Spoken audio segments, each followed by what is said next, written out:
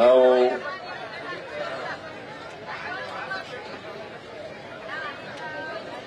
ಪ್ರಚಾರ ಮಾಡಲಿಕ್ಕೆ ಬಂದಿದ್ದೇವೆ. ನೀವೆಲ್ಲರೂ ಕೂಡ ವಿಶೇಷವಾಗಿ ಬಂಜಾರ ಸಮಾಜದವರು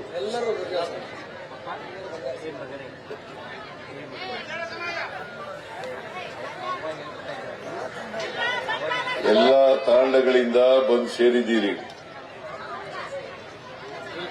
ನಿಮ್ಮೆಲ್ಲರಿಗೂ ಮೊದಲಲ್ಲಿ ನಮಸ್ಕಾರಗಳನ್ನು ತಿಳಿಸಲಿಕ್ಕೆ ಬಯಸ್ತಾ ಇದ್ದೇವೆ.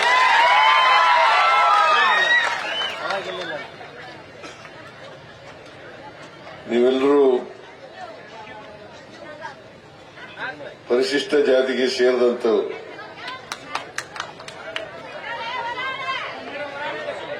ಕರ್ನಾಟಕದಲ್ಲಿ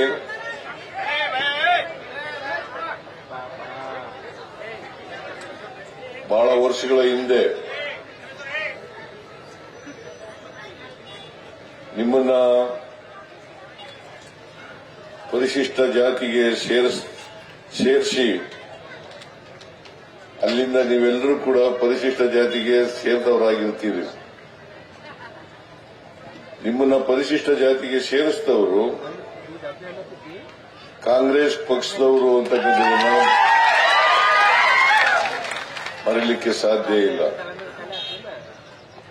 ದೇವರಾಜ ಅರಸರವರು ಮುಖ್ಯಮಂತ್ರಿಯಾಗಿದ್ದರು.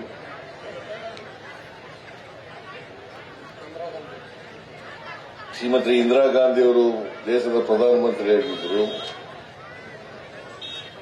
ಆಗ ರಾಥೋಡ್ ಅವರು ಕಾಂಗ್ರೆಸ್ನ ಅಧ್ಯಕ್ಷರಿದ್ದರು. ಈಗಿನ ರಾಥೋಡ್ ಅಲ್ಲ, ಹಿಂದೆ ಅವ್ರ ತಂದೆ ಅವರು ಅಧ್ಯಕ್ಷರಾಗಿದ್ದರು. ಇವರೆಲ್ಲರೂ ಸೇರಿ ನಿಮ್ಮನ್ನ ಪರಿಶಿಷ್ಟ ಜಾತಿಗೆ ಸೇರಿಸಿದ್ರು ಅಂತಕ್ಕಂಥದ್ದನ್ನ ಮರೀಲಿಕ್ಕೆ ಸಾಧ್ಯ ಇಲ್ಲ. ಒಂದು ವೇಳೆ ಪರಿಶಿಷ್ಟ ಜಾತಿಗೆ ನೀವು ಸೇರದೇ ಇದ್ರೆ ಸಂವಿಧಾನಬದ್ಧವಾಗಿ ನಿಮಗೆ ಮೀಸಲಾತಿ ಏನಿದೆ ಆ ರೈಟು ಹಕ್ಕು ದೊರಕಲಿಕ್ಕೆ ಸಾಧ್ಯ ಆಗ್ತಿರ್ಲಿಲ್ಲ. ಅದಕ್ಕೋಸ್ಕರ ನೀವು ಬಹಳ ವರ್ಷಗಳ ಕಾಲ ಕಾಂಗ್ರೆಸ್ ಬೆಂಬಲಿಸ್ತಾ ಬಂದಿದ್ದೀರಿ.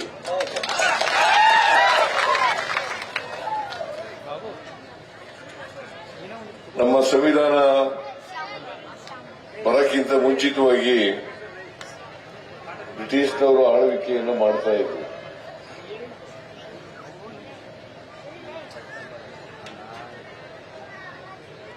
ಈ ದೇಶ ಸುಮಾರು 200 ವರ್ಷಗಳ ಕಾಲ ಬ್ರಿಟಿಷ್ನವರು ನಮ್ಮನ್ನ ಆಳ್ತಾ ಇದ್ರು ಅಂತಕ್ಕಂಥದನ್ನ ಈ ಸಂದರ್ಭದಲ್ಲಿ ನೆನಪಬೇಕಾಗ್ತದೆ. ಕಾಂಗ್ರೆಸ್ ಪಕ್ಷ ಮಹಾತ್ಮ ಗಾಂಧೀಜಿಯವರ ನೇತೃತ್ವದಲ್ಲಿ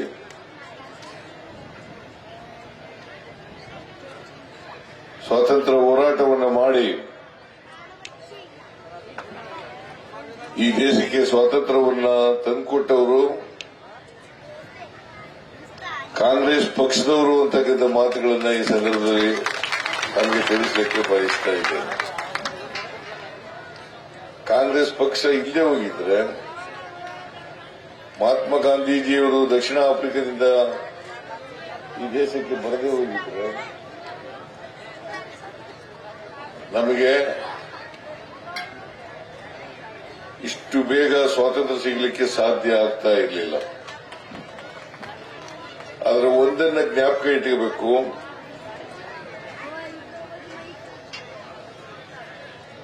ಯಾವತ್ತೂ ಕೂಡ ಸ್ವಾತಂತ್ರ್ಯ ಹೋರಾಟದಲ್ಲಿ ಭಾರತೀಯ ಜನತಾ ಪಕ್ಷದವರು ಭಾಗವಹಿಸಿರಲಿಲ್ಲ. ಇದನ್ನ ಬಹಳ ಸ್ಪಷ್ಟವಾಗಿ ನಾನು ಎಲ್ಲ ಕಡೆನೂ ಹೇಳ್ತಾ ಇದ್ದೀನಿ, ಇಲ್ಲೂ ಕೂಡ ಹೇಳಿದ್ದೀನಿ. ಸ್ವಾತಂತ್ರ್ಯ ಹೋರಾಟದಲ್ಲಿ ಕಾಂಗ್ರೆಸ್ನವರು ಮಾತ್ರ ಭಾಗವಹಿಸಿದ್ರು, ಇನ್ನೂ ಅನೇಕ ಜನ ಭಾಗವಹಿಸಿದ್ರು.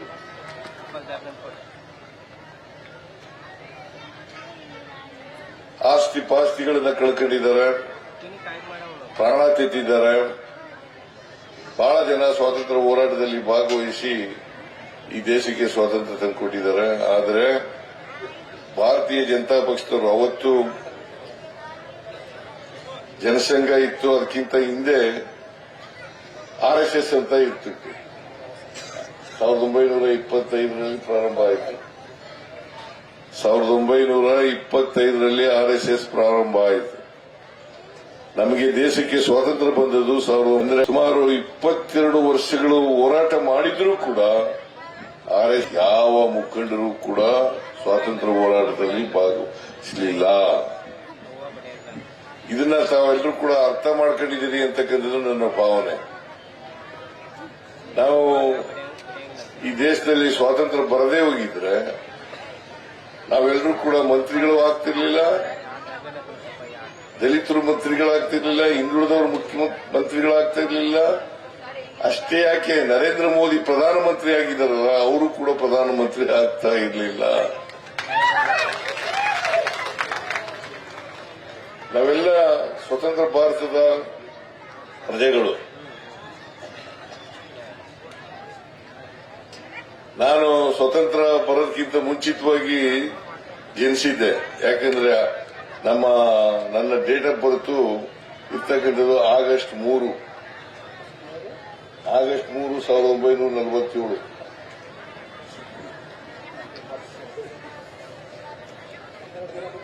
ಆ 12 ದಿನ ಮುಂಚಿತವಾಗಿ ನಾನು ಜನಿಸಿದ್ದೆ.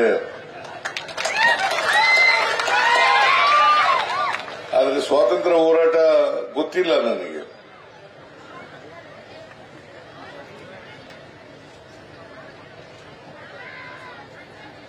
ನಮಗೆ ಸ್ವಾತಂತ್ರ್ಯ ಸಿಕ್ಕಿರೋದ್ರಿಂದ ಸಂವಿಧಾನವನ್ನ ರಚನೆ ಮಾಡಿಕೊಂಡು ಬಾಬಾ ಸಾಹೇಬ್ ಅಂಬೇಡ್ಕರ್ ಅವರು ಈ ದೇಶಕ್ಕೆ ಬೇಕಾದಂತ ಸಂವಿಧಾನವನ್ನ ಕೊಟ್ಟರು. ಆ ಸಂವಿಧಾನವನ್ನ ಕೊಡುವಾಗ ಯಾರು ಅಸ್ಪೃಶ್ಯರಿದ್ದಾರೆ, ಯಾರು ಸ್ಪೃಶ್ಯರಿದ್ದಾರೆ, ಶೋಷಣೆಗೆ ಒಳಗಾಗದಂತವರು, ಅಕ್ಷರ ಸಂಸ್ಕೃತಿಯಿಂದ ದೂರ ಉಳಿದಿದ್ದವರು, ಅವರೆಲ್ಲರಿಗೂ ಕೂಡ ಪರಿಶಿಷ್ಟ ಜಾತಿ ಪರಿಶಿಷ್ಟ ವರ್ಗದವರಿಗೆ ಮೀಸಲಾತಿ ಕೊಡಬೇಕು ಅಂತೇಳಿ ಬಾಬಾ ಸಾಹೇಬ್ ಅಂಬೇಡ್ಕರ್ ಅವರು ಸಂವಿಧಾನದಲ್ಲಿ ಸೇರಿಸಿದ್ರು. ಈಗ ನೀವು ಕಾಂಗ್ರೆಸ್ ನಿಮ್ಮನ್ನ ಸ್ವಾತಂತ್ರ್ಯ ಬಂದ ಸಂದರ್ಭದಲ್ಲೇ ನೀವು ಇರಲಿಲ್ಲ. ಅದಾದ್ಮೇಲೆ ಮೈಸೂರಿನಲ್ಲಿ ಸ್ಟೇಟ್ನಲ್ಲಿ ಇತ್ತು ನಾಲ್ವಡಿ ಕೃಷ್ಣರಾಜ ಒಡೆಯರ್.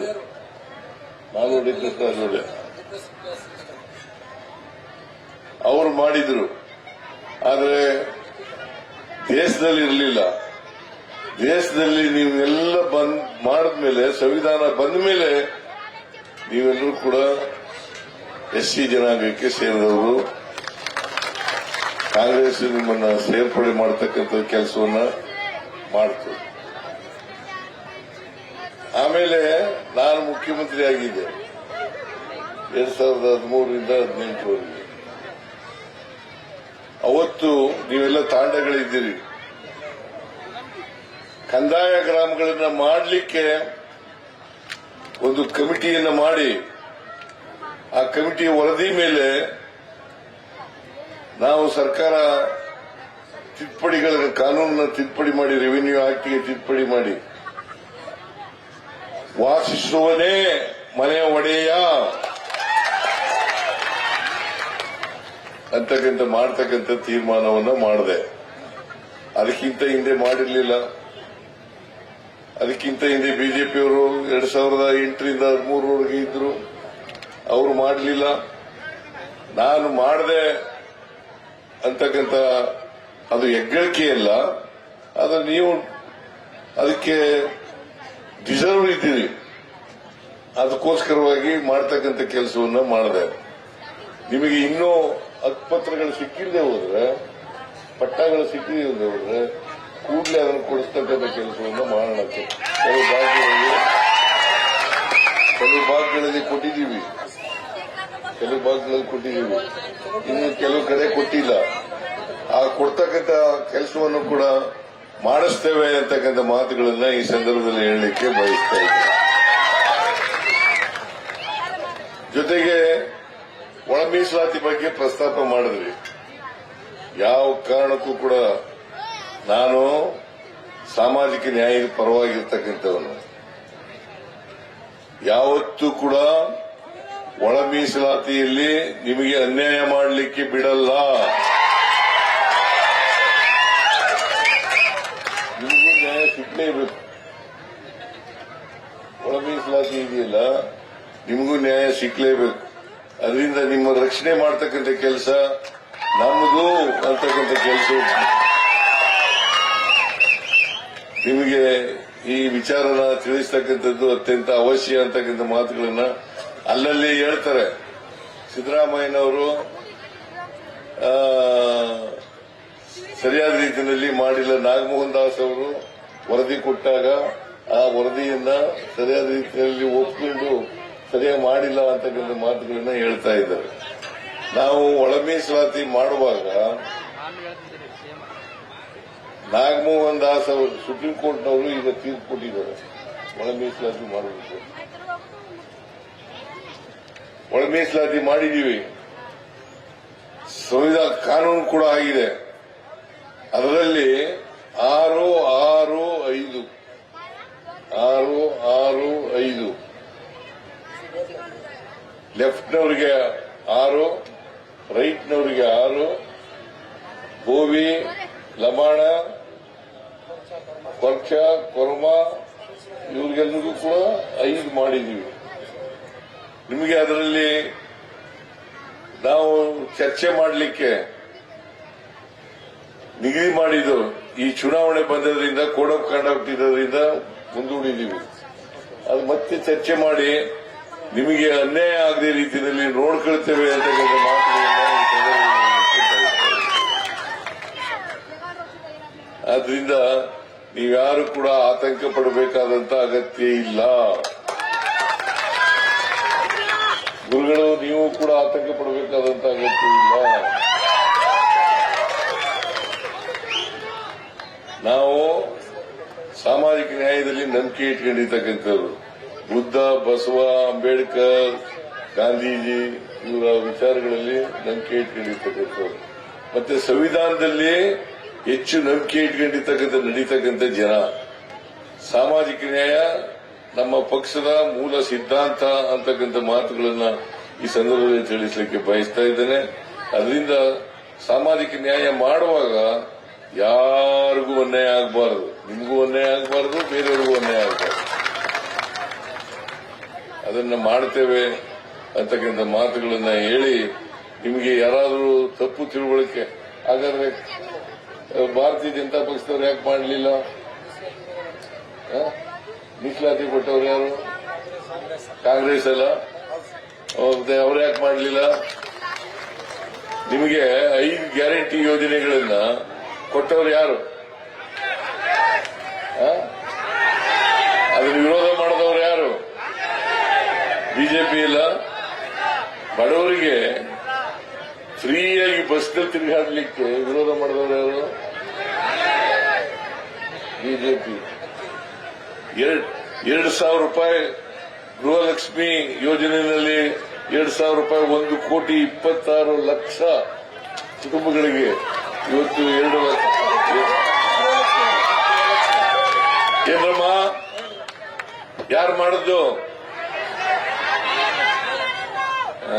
ಗೃಹ ಜ್ಯೋತಿ ಮಾಡಿದವ್ರು ಯಾರು? ಮತ್ತೆ ಯಾರು ವೋಟ್ ಹಾಕ್ಬೇಕು ಅಲ್ವಾ? ಬಿಜೆಪಿಯವರು ಏನ್ ಮಾಡಿದ್ದಾರೆ? ಏನು ಮಾಡಿಲ್ಲ. ಅದರಿಂದ ತಾವು ತಿಳ್ಕೋಬೇಕು. ಅವರು ಬಣ್ಣದ ಮಾತುಗಳಾಡ್ತಾರೆ, ಅದು ಏನೂ ಕೆಲಸ ಮಾಡಲ್ಲ. ನಾವು ಕೆಲಸ ಮಾಡ್ತೀವಿ, ಬಣ್ಣದ ಮಾತುಗಳನ್ನ ಆಡ್ಲಿಕ್ಕೆ ಬರಲ್ಲ.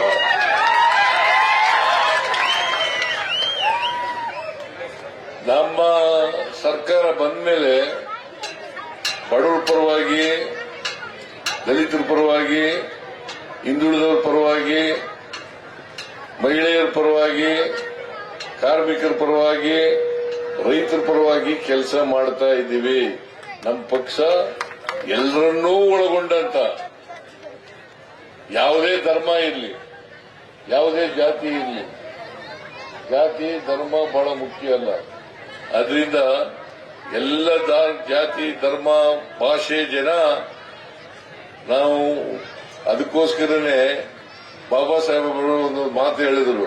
ಏನಪ್ಪಾ ಅದು ಅಂತಂದ್ರೆ, ಕಾನ್ಸ್ಟಿಟ್ಯೂಟ್ ಅಸೆಂಬ್ಲಿನಲ್ಲಿ ಒಂದು ಮಾತು ಹೇಳಿದ್ದಾರೆ. ಅದೇನಪ್ಪಾ ಅಂತಂದ್ರೆ, ಇಲ್ಲಿವರೆಗೆ ನಮಗೆ ಸ್ವಾತಂತ್ರ್ಯ ಬಂದಿದೆ, ರಾಜಕೀಯ ಸ್ವಾತಂತ್ರ್ಯ ಬಂದಿದೆ. ಈ ಸ್ವಾತಂತ್ರ್ಯ ಯಶಸ್ವಿ ಆಗಬೇಕಾದ್ರೆ ಪ್ರತಿಯೊಬ್ಬರಿಗೂ ಕೂಡ, ಅವರು ದಲಿತರಿರ್ಬೋದು, ಹಿಂದುಳಿದವರು ಇರ್ಬೋದು, ಅಲ್ಪಸಂಖ್ಯಾತರು ಇರ್ಬೋದು, ರೈತರಿರ್ಬೋದು, ಕಾರ್ಮಿಕರಿರ್ಬೋದು, ಎಲ್ಲ ಜಾತಿ ಬಡವರು, ಅವರೆಲ್ಲರಿಗೂ ಕೂಡ ನ್ಯಾಯ ಸಿಗಬೇಕಾದ್ರೆ ಅವರಿಗೆ ಸಾಮಾಜಿಕವಾಗಿ ಆರ್ಥಿಕವಾಗಿ ಸ್ವಾತಂತ್ರ್ಯ ಬರಬೇಕು, ಸ್ವಾವಲಂಬಿಗಳಾಗಬೇಕು. ಅದಾಗದೇ ಹೋದರೆ ರಾಜಕೀಯ ಸ್ವಾತಂತ್ರ್ಯ ಯಶಸ್ವಿ ಆಗಲ್ಲ ಅಂತಕ್ಕಂಥ ಮಾತುಗಳನ್ನು ಹೇಳಿದ್ದಾರೆ. ಅದರಿಂದ ನಾವು ನಂಬಿಕೆ ಇಟ್ಕೊಂಡು ಕೆಲಸ ಮಾಡ್ತಾ ಇದ್ದೀವಿ. ದಯಮಾಡಿ ಮೇಟಿಯವರು ಹೋದ ಸಾರಿ MLA ಆಗಿದ್ರು, ಅವರು 5 ವರ್ಷದವರೆಗೆ ಇರಬೇಕಾಗಿತ್ತು. ಆದರೆ ದುರ್ದೈವ ಮಧ್ಯದಲ್ಲಿ ಕಾಲವಾಗ್ಬಿಟ್ರು. ಅವರ ಕಾಲವಾದದ್ರಿಂದ ಅವರ ಬೈ ಎಲೆಕ್ಷನ್ ಈಗ ನಡೀತಾ ಇದೆ.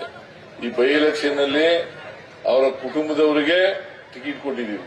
ಉಮೇಶ್ ಅವರ ಸ್ವಂತ ಮಗ, ಅವರಿಗೆ ವೋಟ್ ಟಿಕೆಟ್ ಕೊಟ್ಟಿದ್ದೀವಿ. ಅದನ್ನ ಹೈಕಮಾಂಡ್ ಅವರು ತೀರ್ಮಾನ ಮಾಡಿರ್ತಕ್ಕಂಥದ್ದು. ದಯಮಾಡಿ ನೀವೆಲ್ಲರೂ ಕೂಡ ಉಮೇಶ್ ಮೇಟಿಯವರಿಗೆ ಆಶೀರ್ವಾದ ಮಾಡಬೇಕು. ಮಾಡ್ತೀರಿ ಅಲ್ವಾ? ಕಾಂಗ್ರೆಸ್ ಪಕ್ಷ ಮತ್ತು ನಾವು ನಿಮ್ ಜೊತೆ ಇರುತ್ತೇವೆ. ನೀವು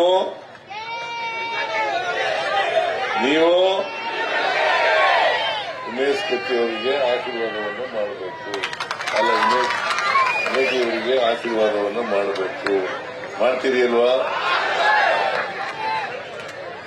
ನಾನು ಹೆಚ್ಚಾಗಿ ಮಾತಾಡಕ್ ಹೋಗಲ್ಲ, ಸಮಯ ಆಗ್ಬಿಟ್ಟಿದೆ. ಆಮೇಲೆ ಇನ್ನೂ ಊಟ ಮಾಡಿಲ್ಲ. ನೀವೆಲ್ಲ ಊಟ ಮಾಡಿದ್ದೀರಾ? ನೀವೆಲ್ಲ ಊಟ ಮಾಡಿಲ್ಲ, ಕಾಯ್ಕ ಕೂತಿದ್ರಿ. ಈಗ ಹೋಗಿ ಊಟ ಮಾಡಿ ಹೋಗಿ. ಆದ್ರೆ 9ನೇ ತಾರೀಕು ಉಪಚುನಾವಣೆ ನಡೀತದೆ. ಆ ಉಪಚುನಾವಣೆಯಲ್ಲಿ ನೀವೆಲ್ಲರೂ ಕೂಡ ಮತಗಟ್ಟೆಗೆ ಹೋಗಿ ಇವ್ರ ನಂಬರ್ 1